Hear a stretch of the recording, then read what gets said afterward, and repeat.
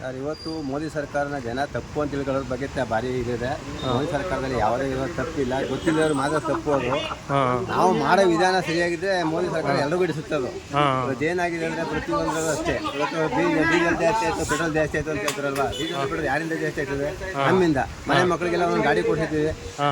ಒಂದು ಅಕ್ಕಪಕ್ಕ ಒಂದು ಅಂಗಡಿಗೆ ಹೋಗ್ಬೇಕು, ಎತ್ಕೊಂಡು ಹೋಗ್ತಿರ್ತಾರೆ. ಪೆಟ್ರೋಲ್ ಖಾಲಿ ಏನಾಗ್ತದೆ? ಅದನ್ನ ಮಕ್ಕಳಿಗೆ ತಂದೆ ತಾಯಿಗಳು ಅದ್ರಿಗೆ ಅವಾಯ್ಡ್ ಮಾಡಿ ಕಮ್ಮಿ ಕೊಡೋದು, ಗಾಡಿ ಕೊಟ್ಟು ಇದು ಮಾಡಿ ಅಕ್ಕಪಕ್ಕ ಓಡಾಡಂಗೆ ಮಾಡಬೇಕು, ಸೈಕಲ್ ಕೊಡಿಸ್ಬೇಕು.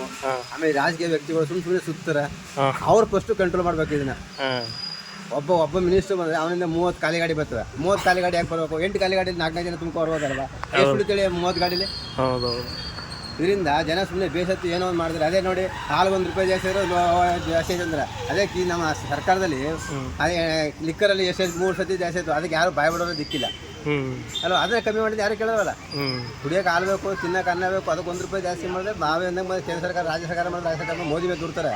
ಈ ಸರ್ಕಾರ ಮಾಡಿದ್ರೆ ಯಾರು ಕೇಳಲ್ಲ, ಯಾಕೆ ಚಮಚಗಳು ಜಾಸ್ತಿ ಇಲ್ಲಿ.